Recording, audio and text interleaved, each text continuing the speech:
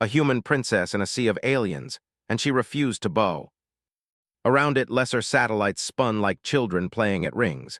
Lights blinked across the surface, not the steady places of cities she knew, but living lights from homes, from tree cities, from beings moving through the air. She felt a small, fierce pride at the sight. This was the center of the interstellar alliance. This was where old rules lived. Her escort, a calm man named Soren, kept his presence near but not too near. He had taught her protocol and patience.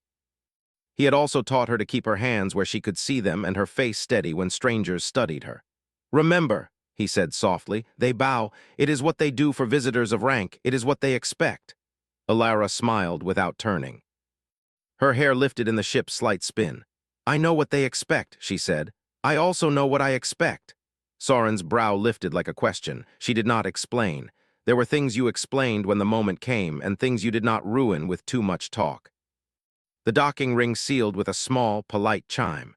The air that greeted them was warm, full of sweet spices and sea salt, and the sound of a dozen languages woven together like music. On the landing platform, delegations waited. They were like nothing Alara had seen in the histories. Long-limbed scholars with eyes like polished stone, squat market keepers whose skin shimmered with pigment that shifted when they smiled. Beings wrapped in ribbons of light who moved as if music pulled at their joints. Some wore many rings and chains that told stories in their culture. Some had no clothing at all because their skin told the story plainly. They bowed. When the lead ambassador stepped forward to present their welcome, her hand rose and every head lowered with practiced ease. The ambassador's bow was deep, the sort of bow that asked for nothing and gave everything. The gesture filled the platform like an offering. Alara did not bow. She stepped forward with the same careful grace she used when she walked through Earth's great halls. Her back was straight, her chin level. She offered her hands, palms outward, in a small, respectful, open gesture. Her voice was clear when she spoke. "Honored hosts," she said, "I come with friendship and with respect. I do not come to kneel." There was a held breath that passed through the assembly. Some moved to cover surprise with polite smiles. Others simply stared. Soren's fingers twitched at his side. He had not meant for her to cause a scene. The ambassador's eyes, many of them, narrowed just a little. "No bow," a translator whispered to the ambassador.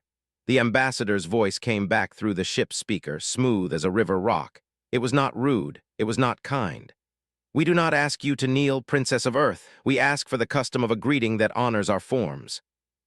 It is what keeps peace here." Alara's hands stayed open. She felt the weight of the room through the translator, like pressure. She could imagine what the historians would do with this moment. A princess who refused to bow, a spark that could become a flame. She also believed in small truths. She believed that respect and equality did not come from lowering one's head. "If a greeting honors you," she said, "then it is my honor to greet you on my own terms. I believe greetings should be honest." A murmur ran through the crowd. One of the ribboned beings stepped forward, curious, their appendages flicking like fish in water. "You value honesty," they said. "Is honesty more valuable than our peace?" "Peace is valuable," Alara answered. "So is dignity. I will not give one to keep the other." The ambassador's gaze shifted to Soren. The older man bowed on reflex, as if to show that the human group was willing to follow customs. Alara kept her stance. It surprised her to feel something like a beat of fear. But the fear was not for herself. It was for the seeds her words might plant. She had been taught that kings and queens sometimes had to tilt their heads to survive. Yet she had also been taught that the world changed because someone at the right time refused to look down. A senior delegate, a being with coral-like ridges on its crown and a voice like rain on glass, spoke slowly. "You are new, child of Earth. We have watched such pride before. It turns to anger easily. It wins a duel but loses a house. Why start a storm when a breeze will do?" Alara folded her hands. She had practiced small ripostes and had learned how to speak without sounding childish. "Because if we begin by pretending to bend," she said, "we will teach our children to pretend as well. And in pretending, we lose the chance to be honest with one another." A silence fell that felt heavy but not hostile. The planet itself seemed to listen.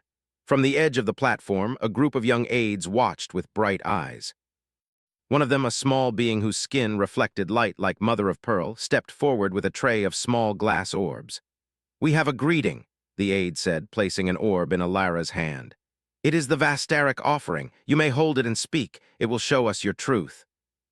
Alara turned the orb and saw her face and the faces of those behind her compressed into a swirl. It was a simple, honest trick of light, but she understood the meaning. It was an invitation to share herself. She smiled and placed the orb back on the tray. "Then I will speak," she said, and took a breath. She told them about Earth, in simple words she knew would travel clearly through the translators. She spoke of slow rain on old soil, of cities built from stories, of nights where her people sang to one another across crowded streets. She spoke of the long years of rebuilding after wars and the cost of forgetting that all humans were equal. Her voice found the rhythm of a story. When she finished, she did not bow. She waited. Something like a ripple of emotion moved through the gathered aliens. It was not a single feeling, but many: curiosity, irritation, amusement, and unexpectedly admiration. The ambassador's eyes, those many eyes, softened. The coral-crowned elder touched their chest with a hand and made a quiet sound that might have been laughter or approval. "You speak plainly," said the elder. "We like plain talk. Too much decoration hides the truth." "Still, you started with a refusal. You must know refusal is heavy here." Alara met the elder's gaze without flinching. "I will carry that weight," she said. "I do not believe the weight will crush me. I believe it might shape me." Soren exhaled quietly, and Alara allowed herself a small grin. She could see the assembly melting slightly. The young aides were whispering to each other. A scholar took notes. The ambassador inclined their head, not a full bow, but an acknowledgement. "Very well," they said. "You will not bow, you will be observed. You will be given a courtesy chamber. There you may rest and learn our ways, but the peace of Vastara is not a thing to be toyed with. We must see that your refusal does not invite trouble." Alara's reply was simple. "We came for understanding," she said. "I will learn." They moved into the city that Vastara built around an ancient harbor. The streets were wide but braided with bridges and canals. Buildings rose like woven baskets. Markets hummed with voices and the quick barter of hands. The sky above the city was threaded with suspended gardens and floating transport arcs. Children of many species chased a bouncing light through an alley, and for a second Alara felt the softness of home. Everywhere she went, she noticed the small ways the world asked for ceremony. A waiter would present a dish with a respectful flourish. A street performer would bow to the coins they received. The bow was in every small thing, woven into the rhythm of life like a pulse. It was also a system. It kept things orderly in ways that seemed efficient. It created a pattern. People knew where they stood. And yet, as Alara walked with a small group of aides who had offered to show her the city, she noticed other things. The bowing had taught some people to hide their true thoughts. It had taught leaders to value ritual over change. The young aides who had first given her the orb laughed freely and begged her to see the rooftop gardens. The older beings watched her with cool, careful eyes. At the garden, Alara sat on a round bench and watched a group of elder engineers coax vines to move along a trellis. One of them, a broad-shouldered being with many small, careful hands, spoke without ceremony. "You are brave," they said simply, "but bravery here is like a door. People fear what stands beyond." Alara looked at their hands moving among the vines. She did not speak of bravery as a weapon. She spoke of curiosity. "Sometimes doors need pushing," she said. "Sometimes the people behind them have been waiting for someone to ask." The engineer's laugh was short and surprised. "Waiting for someone to ask," they repeated. "Who would think to wait for humans? We think you will break things by accident or stubbornness." She shook her head. "Maybe we break old things. But sometimes breaking is making space for better things." When the aide who had offered the orb saw her laughing with the engineer, their eyes shone. "You make strange ideas," the aide said. "We like them." They walked back through the market as the sun lowered and the lamps began to glow. People bowed as they passed, and Alara met each bowed head with a steady look and a small nod. It was a compromise she could live with. She would not bow, but she would not mock their ways. She would show that honesty could be kind. That night in the courtesy chamber, a soft room lined with books and woven mats, Alara sat and looked out at the lights of Vastara. Soren brewed a cup of tea, the steam smelling of sharp citrus and lavender. He placed the cup in her hand and sat opposite, studying her face. "You know you could have bowed," he said at last. "It would have been easier." Alara set the cup down and watched the steam rise in the lamplight. "And then what?" she asked. Would they have trusted us more because we had practiced their show, or would they have assumed we were empty of thought? You could have lived longer, Soren said, and the weight of his words lay between them. He was not cruel, only practical.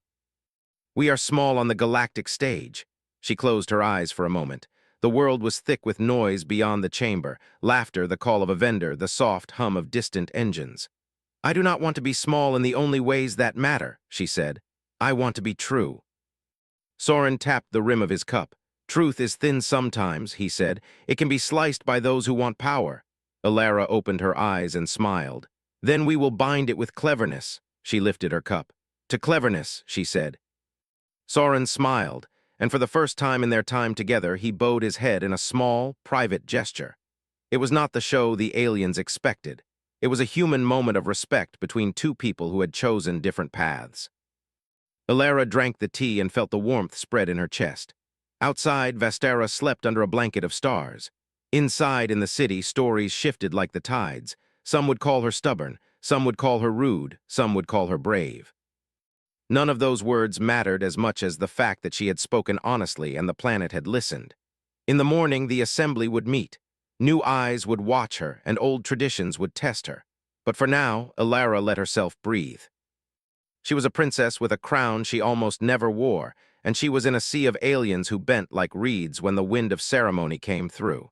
She refused to bow, and she knew the path ahead would not be simple. But she had never wanted simple. She rose and walked to the window. The city below stirred. A child in a market threw their head back and laughed in a language that made music. Alara nodded to herself. She had more to learn and more to teach. She would listen, she would ask, and when it was needed she would speak plain and take the weight of refusal on her shoulders. The morning light poured through the windows of the courtesy chamber, warming the walls and the books stacked neatly in corners. Princess Alara stretched, her hair catching the sunlight in a halo of gold. Today was the first full day in Vastara, and she knew the elders would watch her closely. The thought did not frighten her, it sharpened her senses. She had learned early that observation was a weapon, but honesty and cleverness were shields stronger than any metal. Soren entered with 2 cups of steaming tea. The scent was earthy, slightly bitter, and familiar enough to remind her of home. The council will meet soon, he said, careful not to sound worried. You must be prepared. Alara took the cup with both hands, savoring the warmth. Prepared for what? She asked lightly. To bow, to sit, to speak? Soren gave her a flat look. To be tested. You refuse the custom of Vastara. They will test you in ways that are not visible. You will see it in glances, in hesitation, in words meant to trap you. Alara smiled faintly. Then I will meet it with honesty. When they arrived at the council chamber, she felt the weight of eyes across multiple species. The room was enormous, circular, with high ceilings woven with delicate vines that glowed faintly. Delegates were already seated, their postures elegant and exacting. Each bow to the next, subtle but precise, was like the motion of a clockwork mechanism. As she stepped into the room, a ripple of whispers passed through the assembly. Some delegates inclined their heads slightly, others barely moved, their curiosity barely masked by the strictness of custom.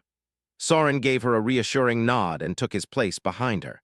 The elder who had first spoken to her, the coral-crowned being, rose. Princess of Earth, they said, voice like glass rain, your presence is unusual. You do not follow the ritual of greeting. Some find that troubling, others find it interesting. Alara bowed her head slightly, not in submission, but as a gesture of acknowledgement. I understand the customs, she said.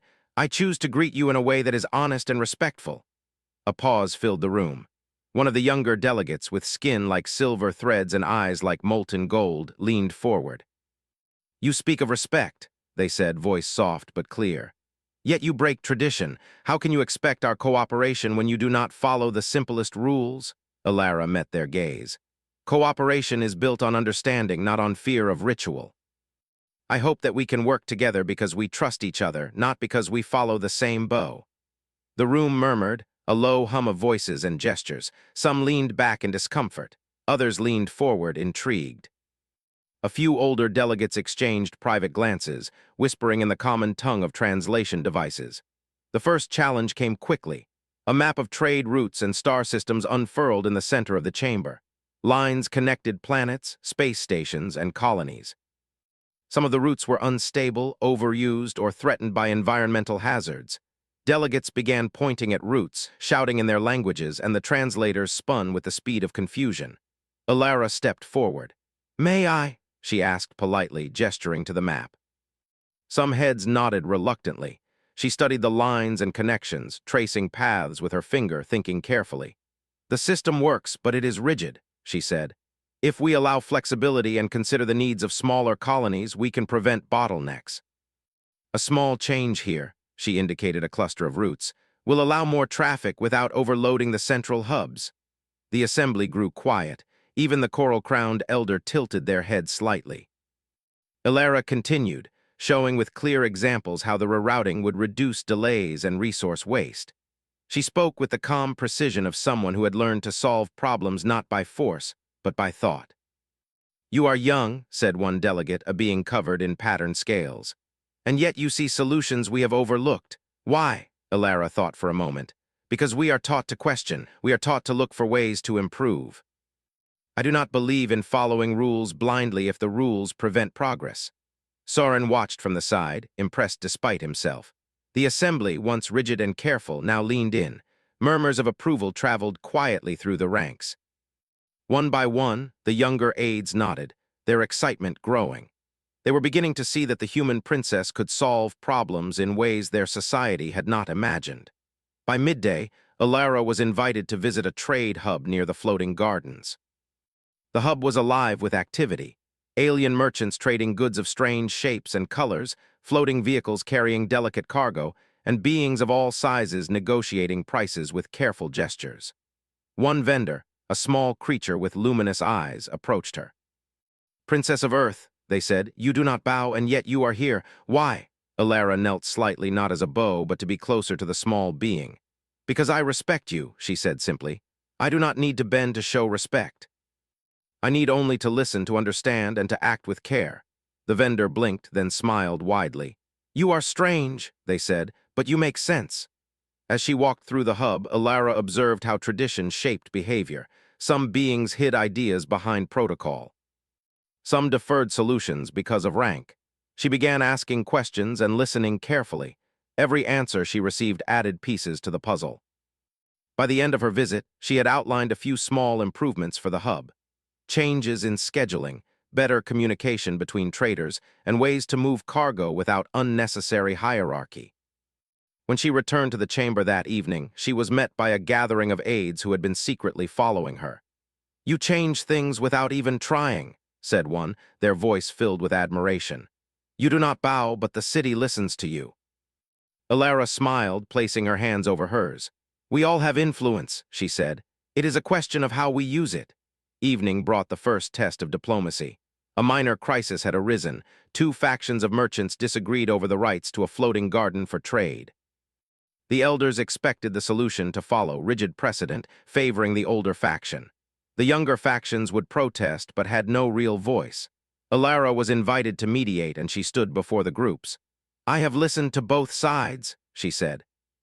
"The solution is not to favor one over the other, but to find a method that works for both. A shared schedule, rotating usage, and communication channels will allow everyone to benefit without harm." The room was tense. Older delegates shifted uncomfortably. Some whispered, arguing that humans could not understand their ways. The factions themselves exchanged uncertain glances. Alara noticed and smiled faintly. The uncertainty was her ally. "It is simple," she said. "It works because it is fair and transparent." Slowly, the heads of the merchant factions nodded. They agreed. Even the older delegates had to admit the result was better than precedent alone. Alara had solved a problem that had lingered for decades.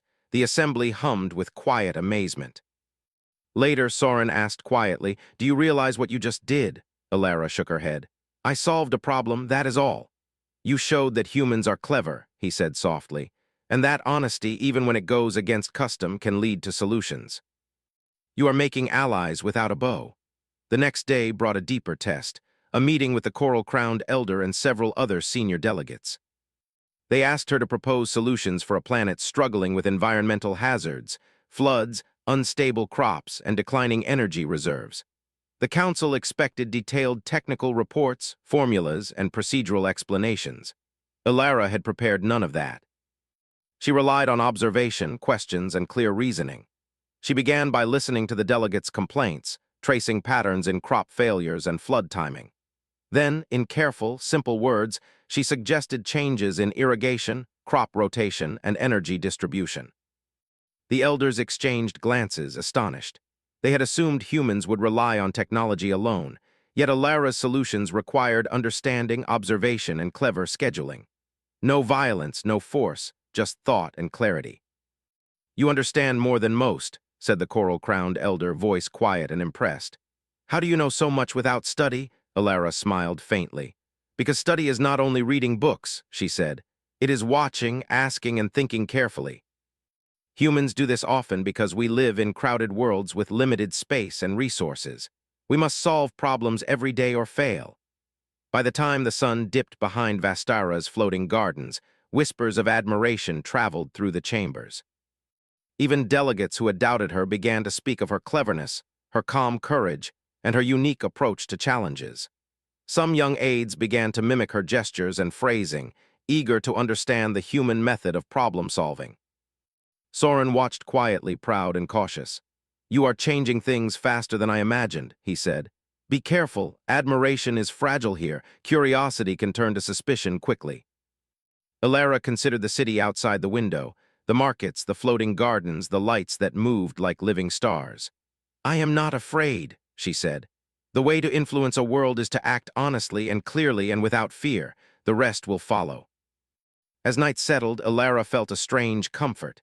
She was surrounded by beings who were different in every possible way, yet she had found connection. Her refusal to bow had not closed doors, it had opened them. And with each small success, she understood more about Vastara, its people, and the subtle currents of power and respect that ran like invisible rivers beneath the surface. She sat alone for a while, the city's glow painting patterns on the floor, and reflected. The lessons of the day were simple. Honesty could sway minds, courage could inspire, and cleverness could reshape tradition.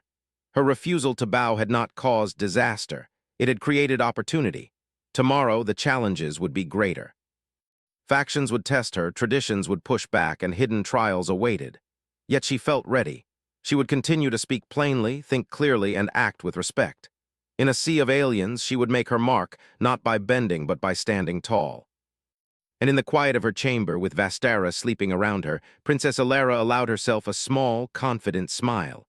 She was human, she was clever, and she refused to bow. The sun rose over Vastara like a slow, careful brushstroke across a living canvas. Princess Ilara stood on a balcony of the courtesy chamber, watching the floating gardens shimmer in the morning light. She could see the city slowly waking. Merchants calling out in melodic voices, students hurrying along suspended bridges, and strange creatures gliding gracefully through the air. The rhythm of the world was precise, woven tightly with tradition, but today it felt pliable, almost like it would bend to someone bold enough to act with clarity. Soren approached, holding 2 cups of the bitter, earthy tea they both favored. "The Elder Council has requested your presence," he said, "and they insist this is not a casual meeting. They have a problem and they want you to help solve it." Ilara accepted the tea and took a slow sip, letting the warmth travel through her hands. "What is the problem?" she asked lightly. She knew that the phrasing of the question mattered. In Vastara, the way one asked a question could be as important as the answer. "They cannot agree on trade routes with the outer colonies," Soren explained. "There is a dispute over who controls the flow of goods and energy. Each faction claims the rules favor them. The elders are tired of conflict, but they do not know how to solve it without breaking custom." Ilara nodded. She had seen similar disputes on Earth. Rules and traditions often created invisible cages around decisions. The clever could find freedom within them, and the bold could shape the outcome without breaking trust. "Then we will find the solution," she said quietly. When she entered the council chamber, the atmosphere was tense. Delegates leaned over the long, circular table, voices low but sharp with frustration. The coral-crowned elder greeted her first. "Princess of Earth," they said, "you understand the ways of negotiation differently. Will you help us?" Ilara looked around the room, observing the gestures, the subtle shifts in posture, the tiny signs of annoyance or curiosity. "I will try," she said simply.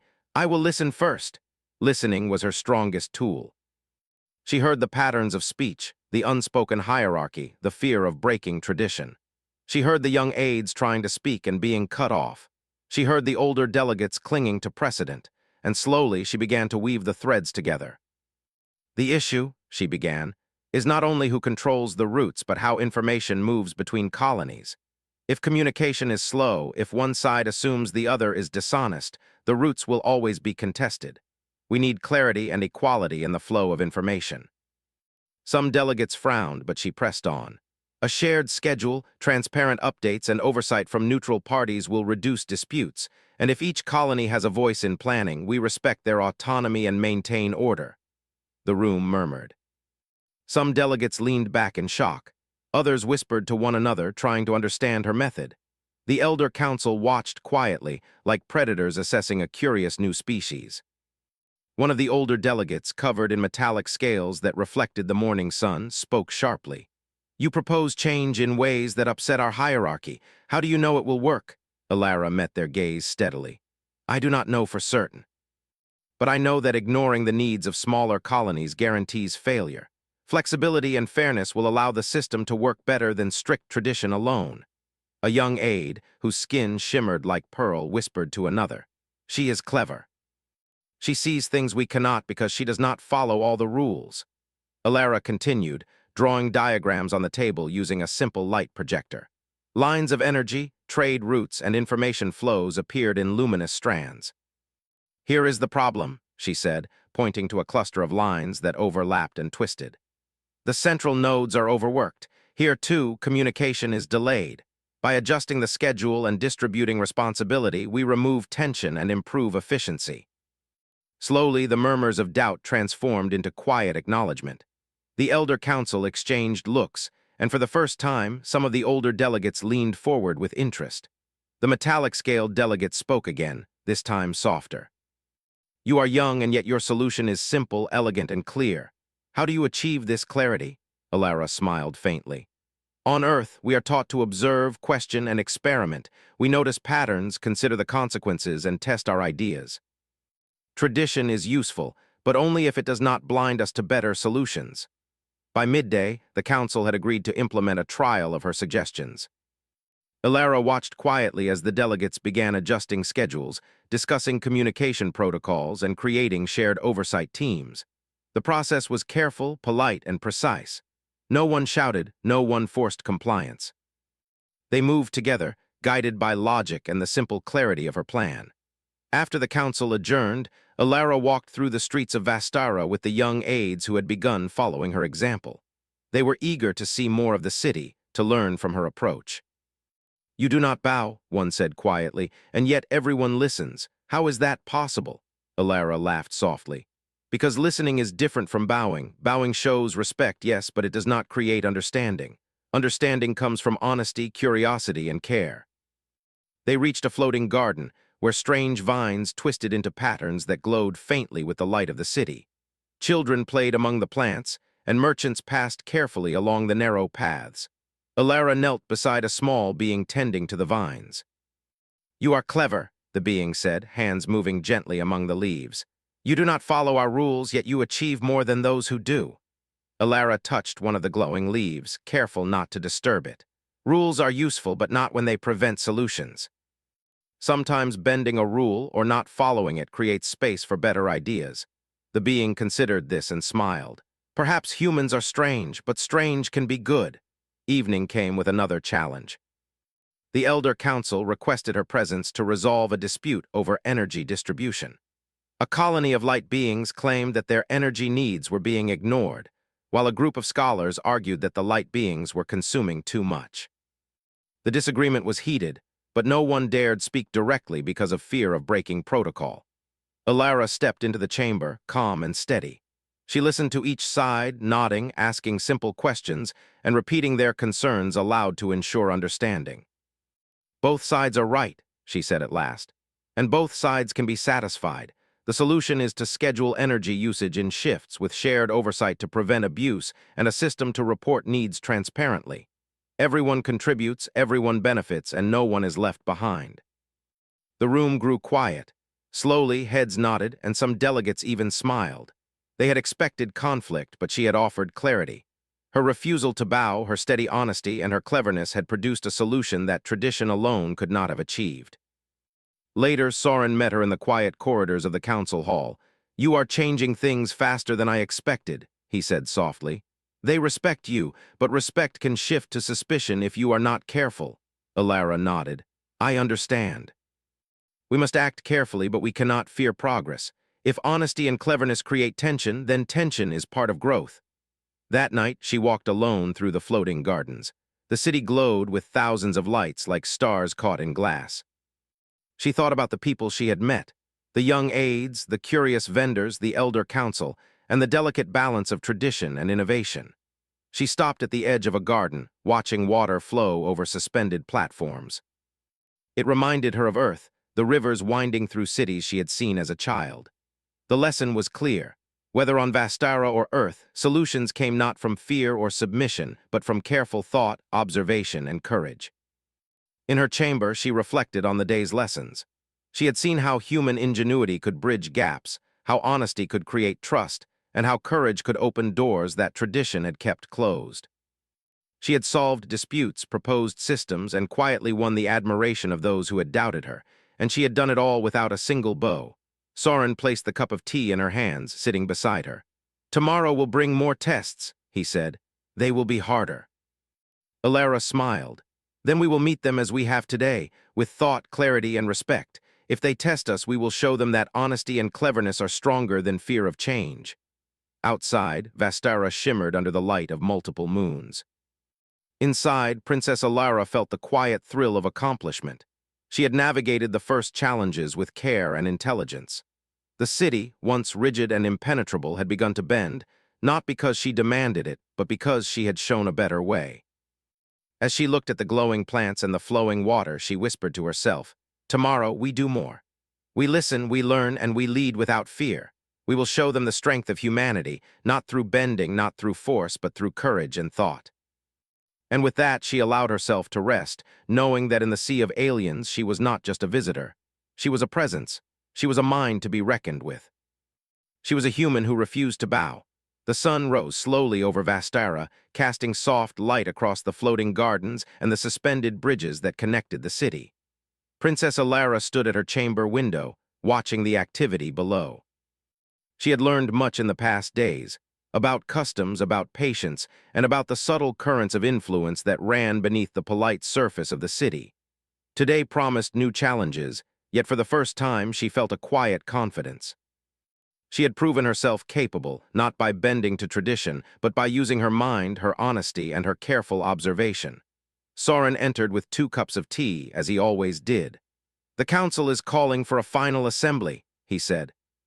"They wish to discuss the future of the outer colonies and review the proposals you've made."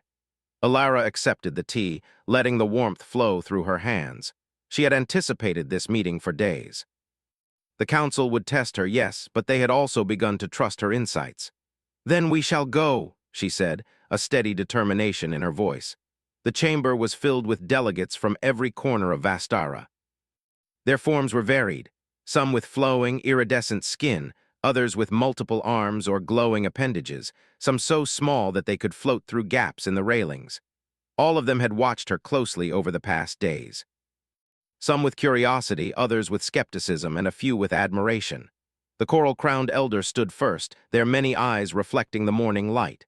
"Princess of Earth," they said, voice clear and precise, "you have refused our traditional greeting. You have offered solutions that our elders have debated for decades. You have acted without fear and with honesty. Today, we wish to hear your vision for the future." Alara stepped forward. She felt the weight of their gaze, yet it did not intimidate her. She had faced observation and subtle testing before, and she had learned to respond with clarity. "Thank you," she said, "for listening. I know our customs are ancient and carry meaning, but I believe that respect and collaboration do not require submission. We can honor one another through honesty, care, and understanding." A murmur traveled through the room. Delegates exchanged quiet whispers. Some tilted their heads thoughtfully. Others adjusted their posture as if reconsidering old assumptions. Alara continued. "The outer colonies face challenges that cannot be solved by tradition alone. Communication must be clear, resources shared fairly, and each colony given a voice in decisions that affect them. If we act together with mutual respect and understanding, we will create a system that benefits everyone. One of the older delegates, metallic scales shimmering in the light, spoke. And if the colonies resist, if they do not follow your guidance, Alara smiled faintly. Then we listen, we learn, and we find new solutions together. Force is not needed. Patience and intelligence are stronger than coercion. The chamber fell silent. The delegates were clearly considering her words. They had expected argument, perhaps confrontation.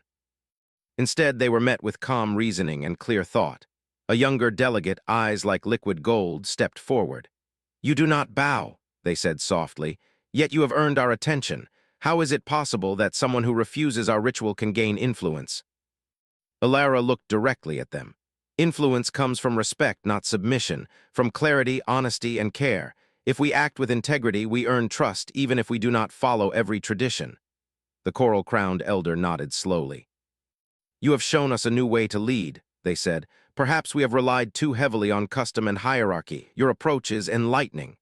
Alara inclined her head slightly in acknowledgement. "It is not only my approach," she said. "It is the approach of those who wish to solve problems thoughtfully. Humanity has learned that collaboration and observation often reveal solutions that rigid rules cannot." The delegates began to discuss her proposals openly. The atmosphere shifted. Where once hesitation had filled the chamber, now there was engagement. Factions that had been at odds started to share ideas. Solutions that had seemed impossible began to form naturally, guided by the simple principles Alara had offered: fairness, clarity, and shared responsibility. Soren watched from the back of the room, quietly impressed. "You are changing the culture itself," he murmured. Alara glanced at him. "I am not changing culture," she replied. "I am showing what is possible when people listen and think carefully. The change comes from them, not me." The council adjourned late in the afternoon. Delegates lingered to speak with her. Young aides shared ideas they had developed after her guidance, and even the older members offered quiet words of approval. She had faced every subtle test and had emerged with not only respect but genuine trust. Later, she walked through the floating gardens, alone for a moment. The soft glow of bioluminescent plants illuminated her path. She reflected on the lessons of the past days, the importance of listening, the power of honesty, and the strength found in calm courage. She had acted as herself without submission, and yet had achieved far more than many had thought possible. A small being, one of the young aides who had first offered her the orb of truth, joined her. "Princess," they said, eyes shining, "you have shown us that rules can guide but understanding can lead. We wish to learn from you." Alara smiled warmly. "Then learn," she said. "Observe, ask questions, and act with care. Tradition is valuable, but thought is stronger. Courage and honesty will guide you further than fear or rigid compliance ever could." As night fell, the city of Vastara sparkled like a sea of stars. Alara returned to her chamber, sitting by the window with a cup of tea. Soren placed a hand gently on her shoulder. "The council will remember this," he said. "They will remember the way you refused to bow yet still led them." Alara nodded. "They will," she agreed. "And perhaps they will remember it not as defiance but as a way to think differently. Sometimes, standing tall without bending is the clearest form of respect." Outside, the city slept under multiple moons, their light reflecting off the water channels and the gardens suspended in the air. Alara closed her eyes and reflected on the journey.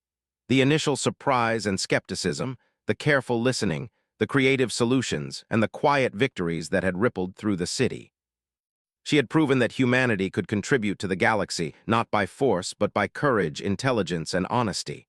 Soren poured himself a cup of tea and joined her silently. They did not need words. The presence of quiet understanding was enough.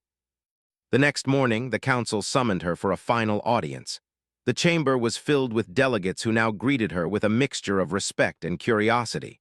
The coral-crowned elder stood at the center. "Princess of Earth," they said, voice soft but firm, "you have changed our perspective. You have refused to bow, yet you have led with clarity, honesty, and courage. Your methods have proven effective. Today, we honor you, not for bending to tradition, but for guiding us toward understanding." Alara's heart lifted at their words. She did not bow.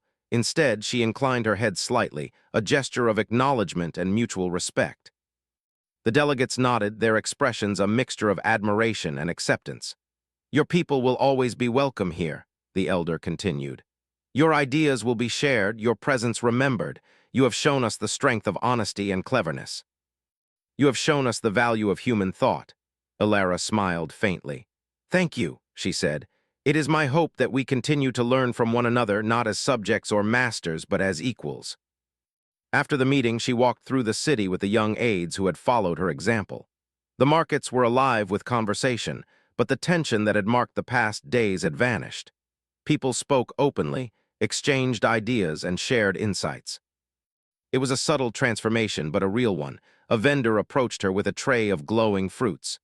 Princess of Earth, they said, you do not bow and yet you are honored. How can that be? Alara took a fruit, examining its shimmer. Respect is not given by bending, she said. It is earned through honesty, clarity, and care. When people act with thought and courage, respect follows naturally. The vendor nodded, smiling. Then humans are strange, they said, but perhaps that strangeness is good. As night fell over Vastara, Alara stood on the balcony of her chamber, looking at the city below.